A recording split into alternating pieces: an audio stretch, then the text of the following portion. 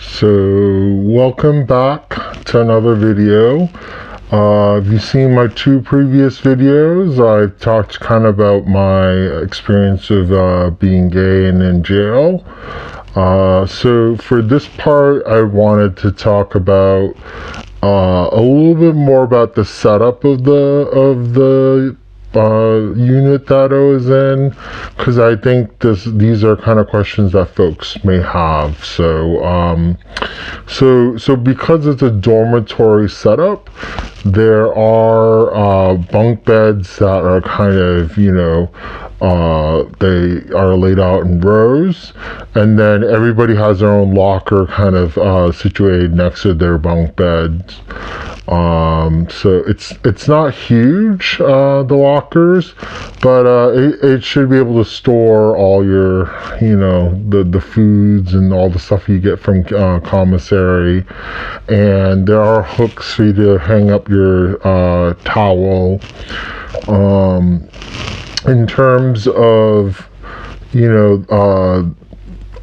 other things that are in the unit, there were 2 TVs that were along one of the walls, and then there were 1 couch each that folks can sit in.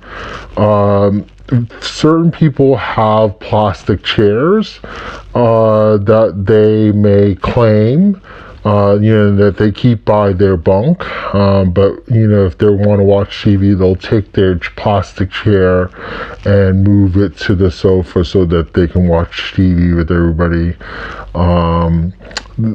We were lucky in that the jail actually had cable, so we can watch a lot of different things, but I will tell you, the thing that I found ridiculous is that the majority of the time they're focused on local news. I don't know what inmates' obsessions with the local newscasts, but for the most part, it's for 2 reasons. One, they want to basically find out who else got busted and who else is potentially coming in. And then 2, they want to kind of know also, what if anybody's that they know who's a co-defendant or whatever, whether or not they reported to court, and what's happening with their case. So most of the daytime it's on local news. The guards sometimes can control the TV, and it's so stereotypical, but most of the time the guards want to watch Fox News. That's going to be what they turn on, and of course if they change it to a channel, you can't change to something else. They're going to make you watch Fox News. But luckily at night we get to watch a lot of network TV. For example, I think the thing that a lot of the guys, the younger guys, were really happy about watching at the time was like Empire was like the big deal, and they were like really psyched up about it. But I also know, particularly on the side that where I slept with the older guys, a lot of the folks were into sci-fi, so we watched a lot of the shows that were on Sci-Fi Network, and I thought that was kind of cool. And one of the great things about the bunk that I ended up getting into, it actually had a perfect view of the TV when I am sleeping on the bed, so I don't even need to go sit at the couch, or I can always watch TV from my bunk. So that was excellent. That I kind of was lucky enough to get a bunk with that position in front of the TV. So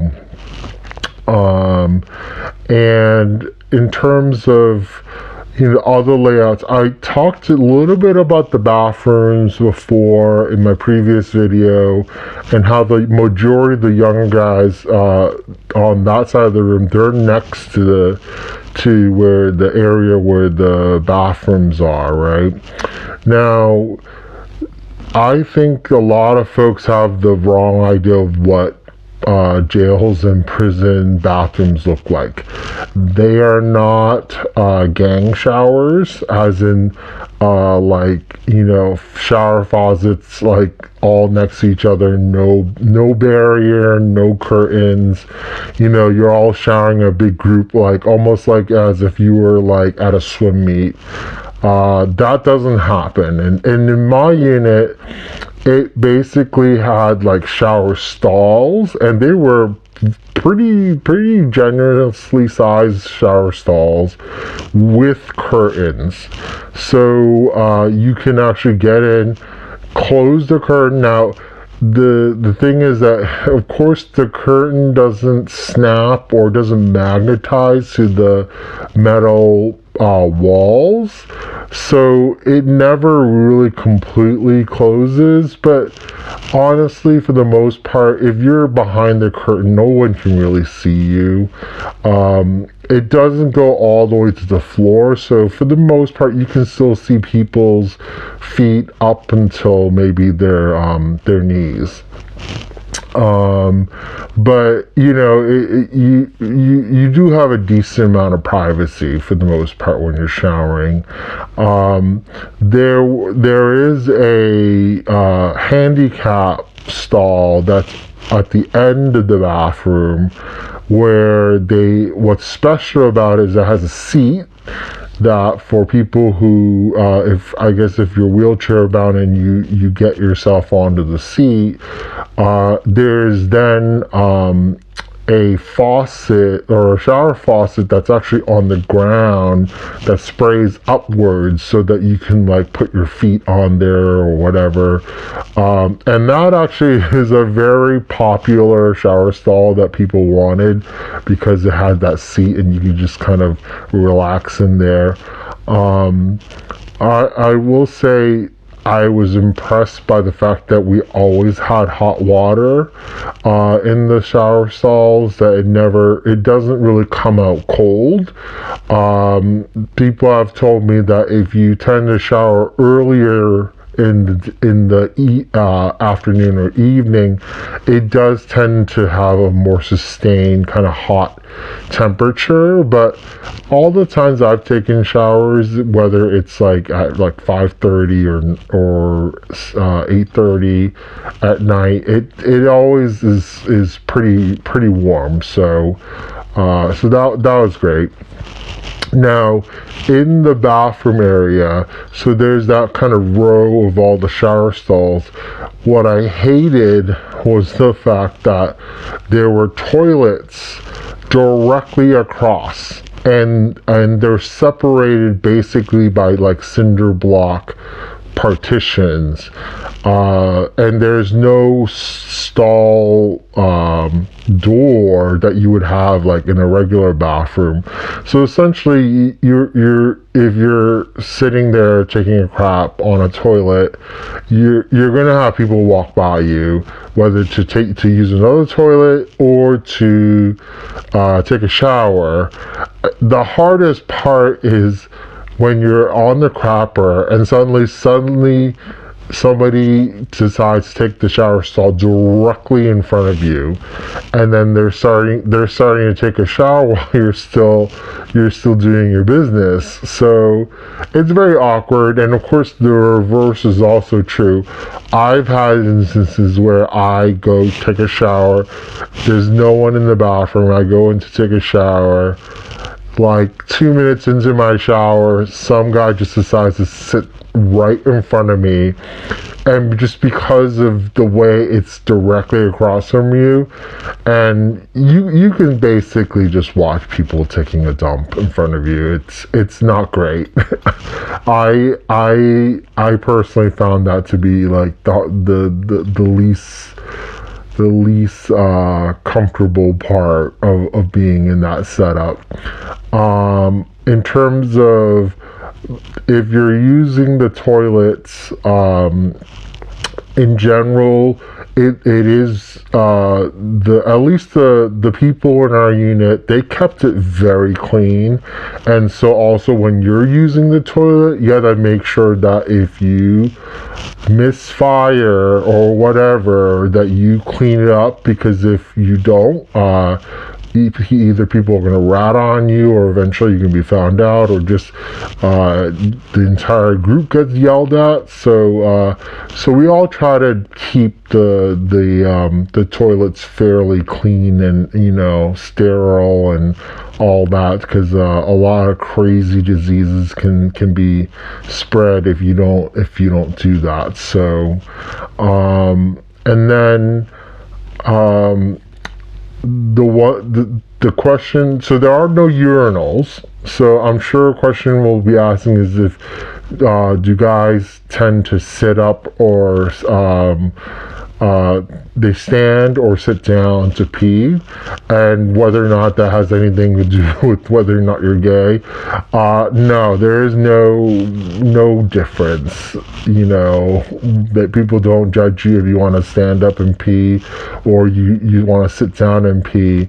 I will tell you from my personal experience, when I had to wake up early in the morning for breakfast, I will immediately go eat my food, but then I'll use the bathroom. But when I have to go take a very, very long piss, I'm sitting down, because I'm not even awake yet. So I'm just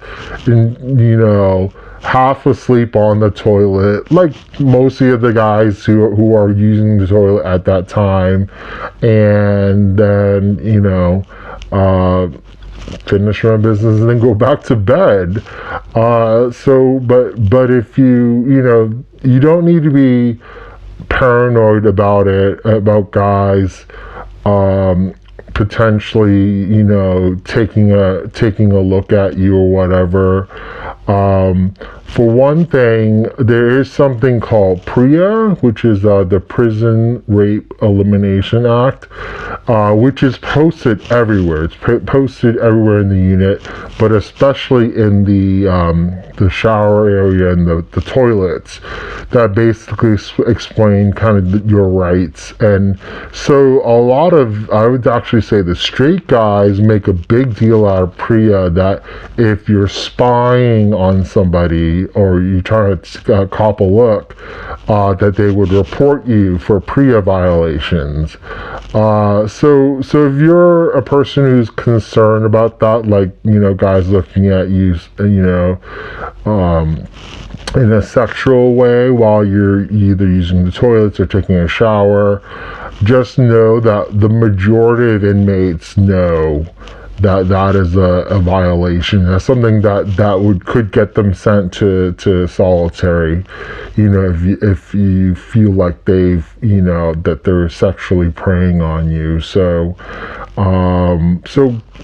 I can tell you a lot of the younger guys took that part very seriously. So and so that's kind of the shower area, and I think it generally explains kind of some of the things that people probably didn't know was what actually happened.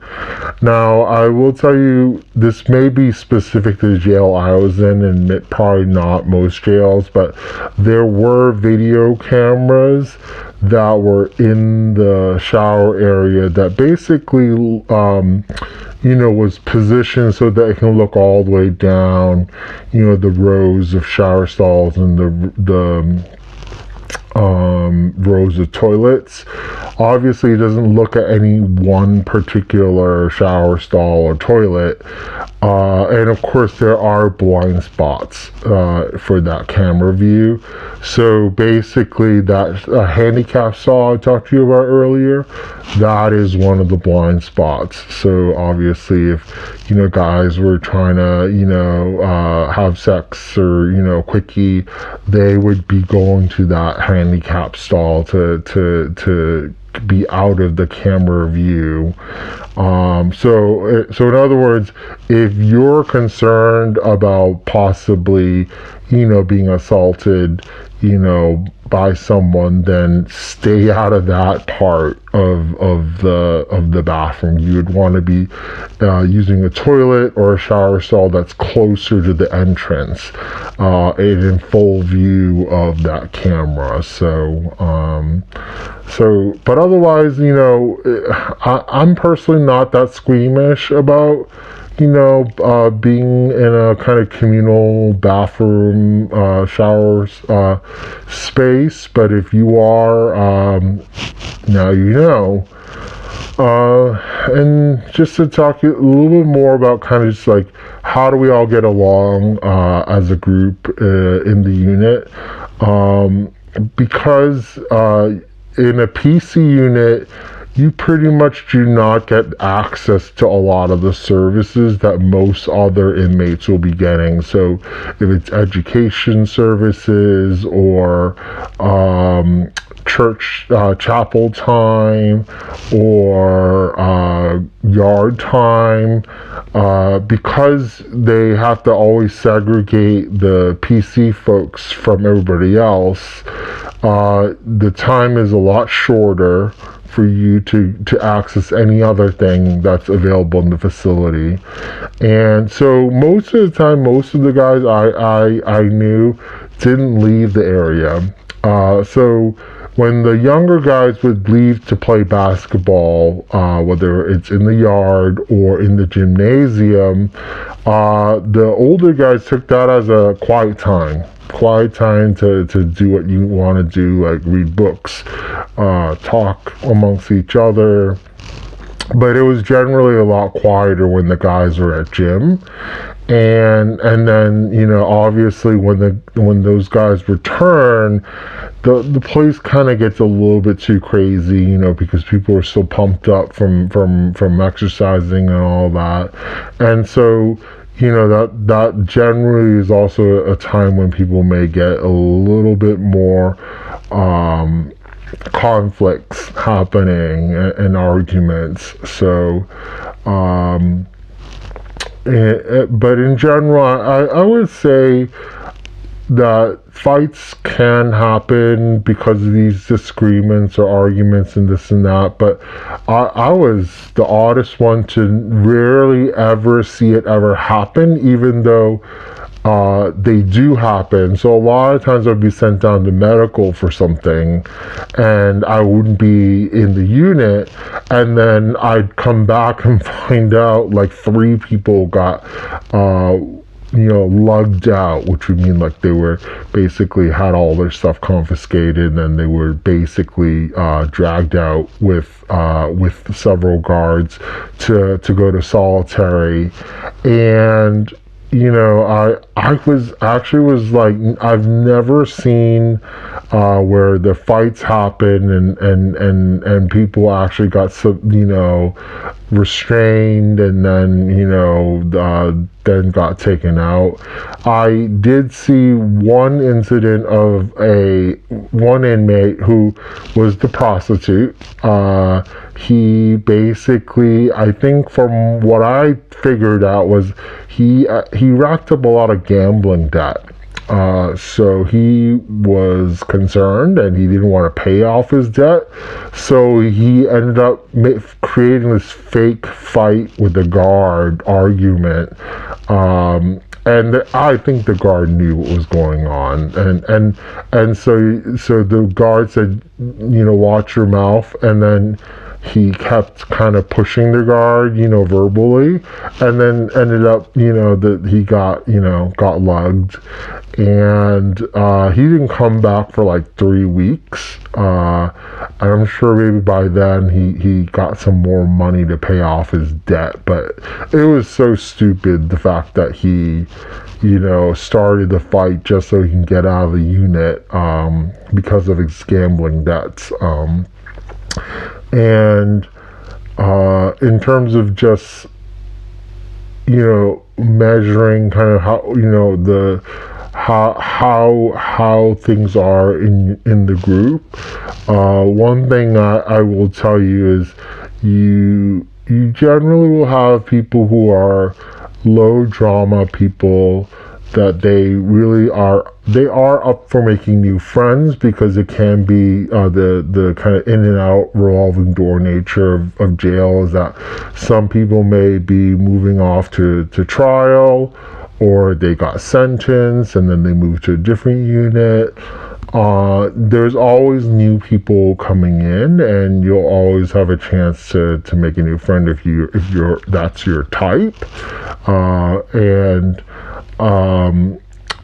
When I came in, there weren't too many guys that were also coming in around the same time. It took about probably a week before more guys came in, and at that point I didn't feel like a newbie anymore. So and I had my core group of people that I hung out with,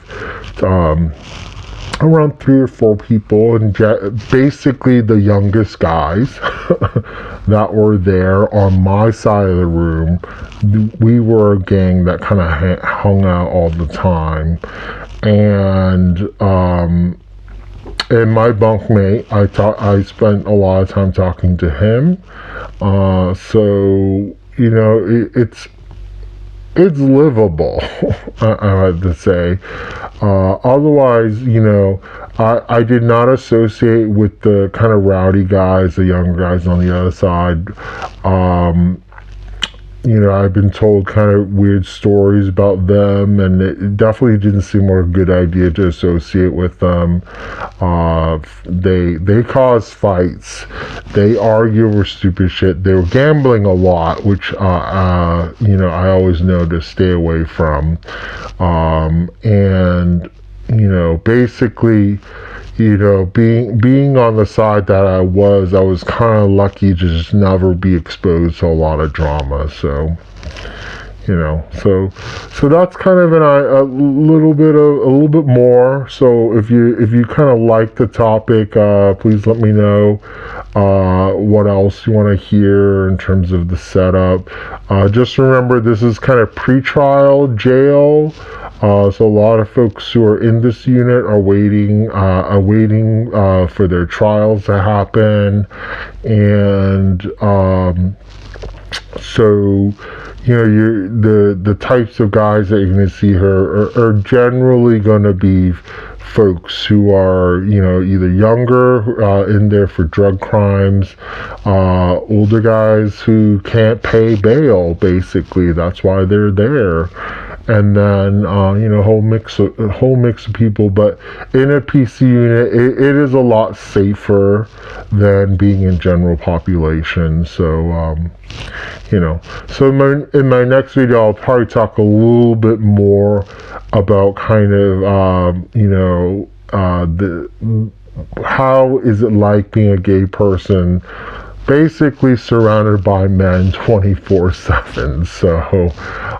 So look forward to that. Hit like on this video, leave a comment, definitely subscribe if you haven't, because that definitely helps you get the updates on when I'm posting. So like I said, I'm going to try and churn out as many videos as I can to try to finish off this series, but I got many other kind of topics that I would love to share with you guys. So hopefully I'll talk to you soon.